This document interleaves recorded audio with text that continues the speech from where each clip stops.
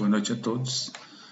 Vamos iniciar o nosso encontro desta noite, já que não podemos estar juntos na nossa casa espírita, que possamos nos reunir assim, desta forma, em nossos lares, através dessa forma virtual. Então vamos convidar a todos para a nossa prece de harmonização. Pai de infinita bondade, que possamos, Senhor, receber o auxílio que necessitamos no nosso lar, para os nossos familiares, que possamos receber a assistência conforme as nossas necessidades. Te agradecemos, Senhor, por essa oportunidade de estarmos juntos, mesmo que desta forma virtual. Obrigado, Pai, e que assim seja. Vamos então analisar o nosso tema de hoje, que é o orgulho e a humildade. Este tema foi tirado do Evangelho segundo o Espiritismo, capítulo 7, itens 11 e 12. Quando não se aprende através do amor, aprende-se através da dor. O objetivo deste nosso encontro é mostrar de uma forma resumida que a humildade é o fundamento de todas as virtudes. Para isso, iremos tratar do orgulho e da humildade e das orientações espíritas a respeito do tema. O orgulho, definição segundo o dicionário, sentimento de dignidade pessoal, brio, altivez e conceito elevado ou exagerado de si mesmo. A definição pela doutrina espírita é imperfeição espiritual que demonstra ausência de humildade. O orgulho se contrapõe à humildade. Concluímos que o orgulho é um exagero de autovalorização, como sendo uma opinião a nosso respeito, que não se iguala à nossa realidade interior. Então aí a gente pode perceber que o orgulho, nos faz nos sentirmos melhores do que as outras pessoas. E não é isso que realmente importa, pois nós todos somos iguais. O que vai diferenciar nós perante Deus são as nossas virtudes, aquilo que a gente tem de bom, aquilo que a gente pratica de bom para nós e para os nossos irmãos. O orgulho é o maior dos defeitos e o mais difícil de ser combatido, pois ele está no centro do nosso ser, e os espíritos superiores nos dizem que é um defeito muito difícil de ser eliminado.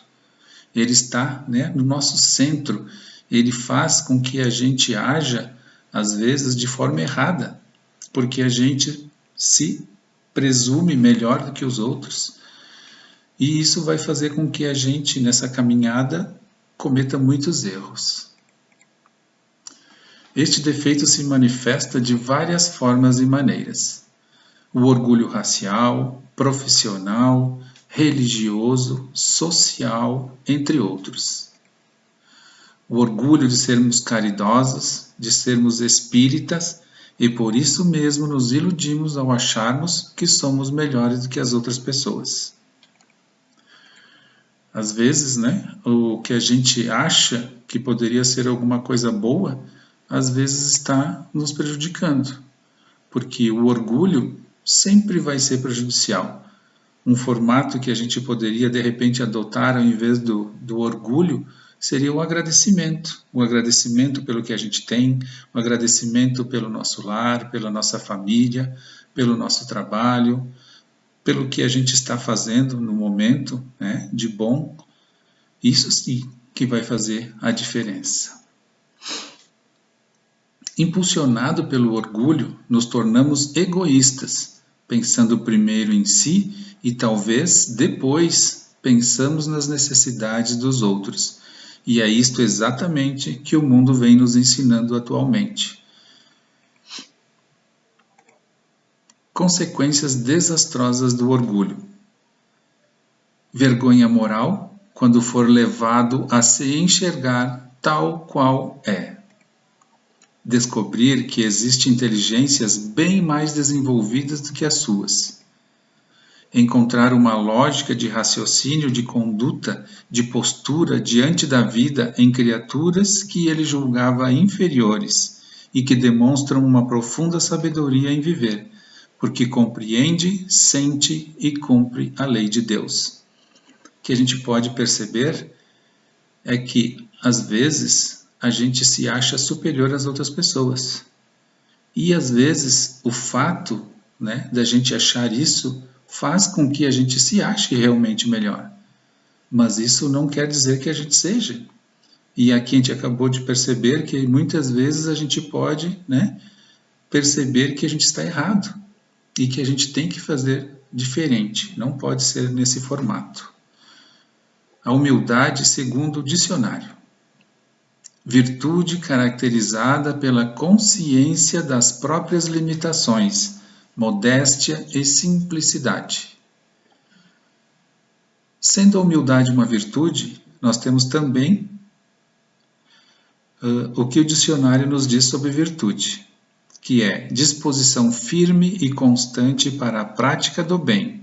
Entende-se neste sentido oposição ao vício, boa qualidade moral, força moral, valor. Segundo o Espiritismo, conjunto de todas as qualidades essenciais que constituem o homem de bem. Conclui-se que o homem de bem sabe exatamente quais são as suas dificuldades no trato das virtudes. Por isso, ele não se dá trégua no seu aprimoramento. Pergunta sempre a si mesmo se realmente cumpriu com as atitudes necessárias à prática do bem junto ao seu semelhante. Nós temos aqui o nosso maior modelo, que é Jesus.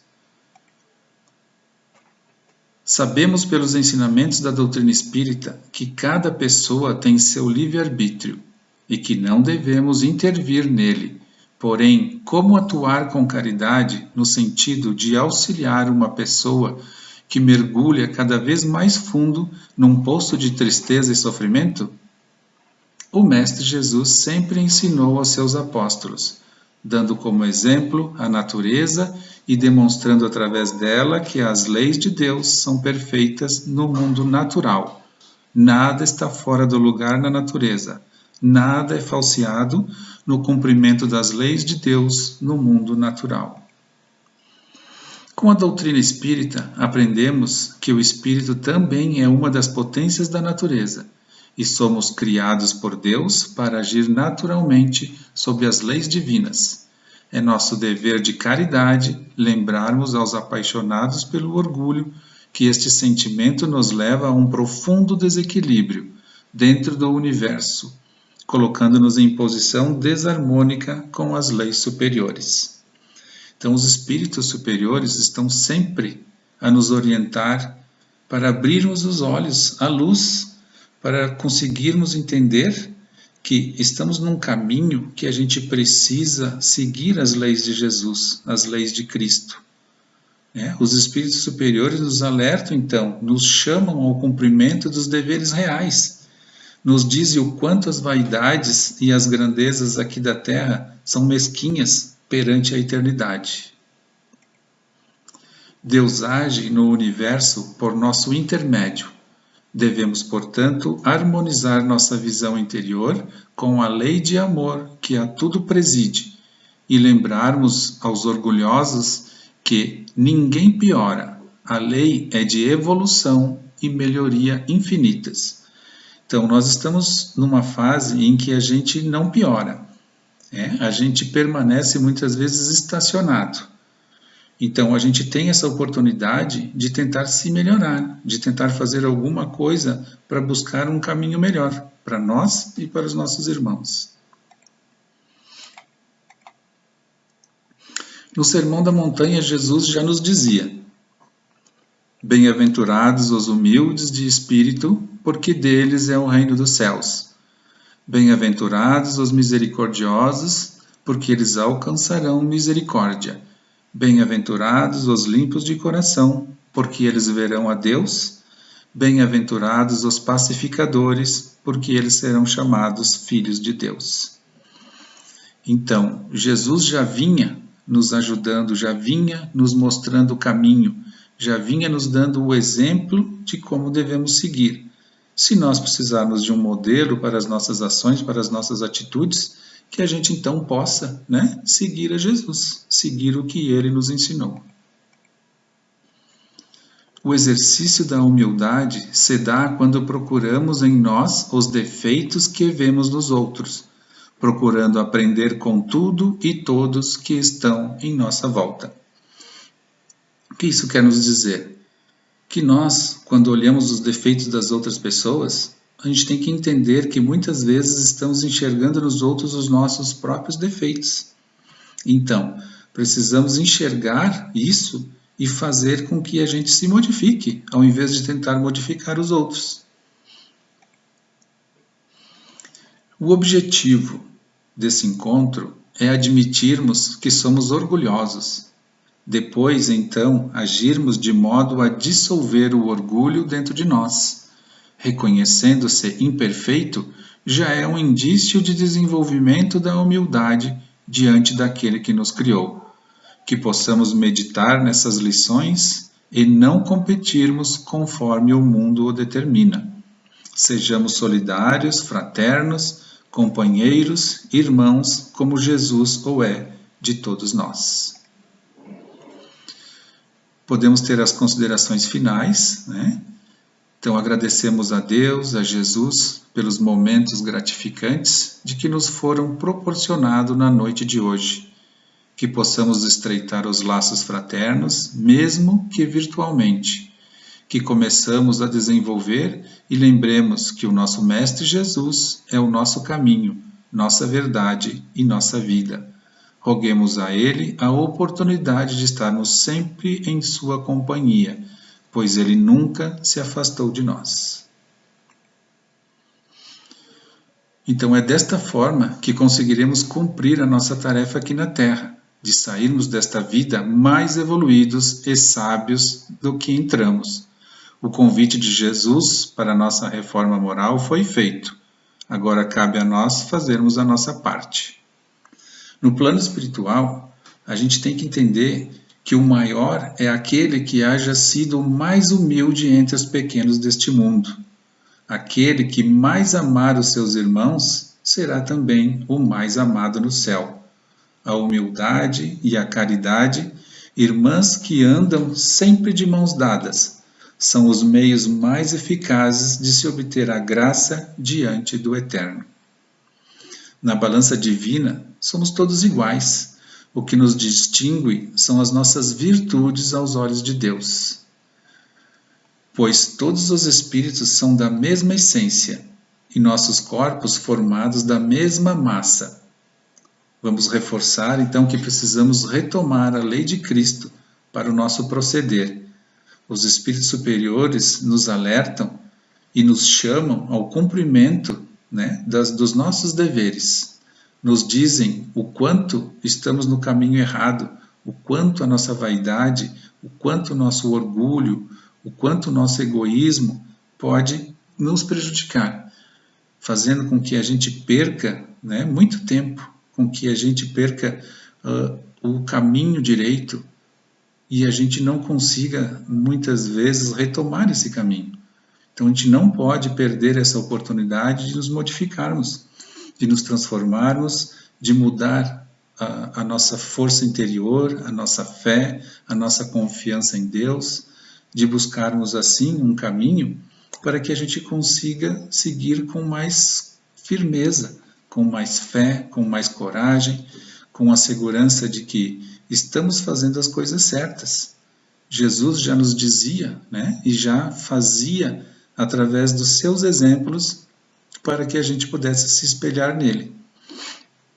Jesus, então, na sua caminhada, sempre nos mostrou como devemos fazer, o que devemos fazer, que a gente precisa pensar sempre antes para não tomar atitudes antecipadas, de não fazermos coisas erradas, né? De usarmos a nossa razão, de pensarmos bem antes de fazer as coisas. Porque depois que a gente faz a coisa errada, fica muito mais difícil da gente conseguir voltar atrás, de tentar se se desculpar, né? De tentar fazer com que as coisas se tornem melhores. Então é sempre mais aconselhável a gente tentar pensar e tentar fazer as coisas certas já do início, né? Da primeira forma. Vamos mais um pouquinho. Nós já estamos na nossa prece, né? Final. Mas antes ainda vamos fazer algumas considerações para que a gente possa realmente buscar um caminho. Jesus já nos fez o convite, Jesus já nos mostrou como a gente deve agir. Então agora cabe a nós fazermos a nossa parte, de pegarmos esse caminho, de pegarmos o Evangelho e aplicarmos no nosso lar, na nossa vida, no nosso trabalho e também servirmos de exemplo, né, para que essa caminhada se torne melhor para todos nós. Vamos fazer a nossa prece. Senhor, que em nosso coração esteja sempre presente a esperança em dias melhores, para nós e para toda a humanidade. A esperança de que nossos sonhos e objetivos se realizem, de que as nossas mais puras aspirações se concretizem, que a esperança sempre nos sustente na busca de paz, que empreendemos. Quando tudo conspire contra os nossos anseios de felicidade, que a esperança seja a estrela que nunca se apaga em meio à espessa escuridão do caminho. A esperança é a certeza do amanhã tranquilo, e é nesta certeza que conseguiremos viver melhor. Tu és, Senhor, a nossa esperança maior. Em Ti esperamos e confiamos, hoje e sempre, e que assim seja. Obrigado pela atenção, que Jesus ilumine os nossos caminhos, e desejo uma boa semana a todos.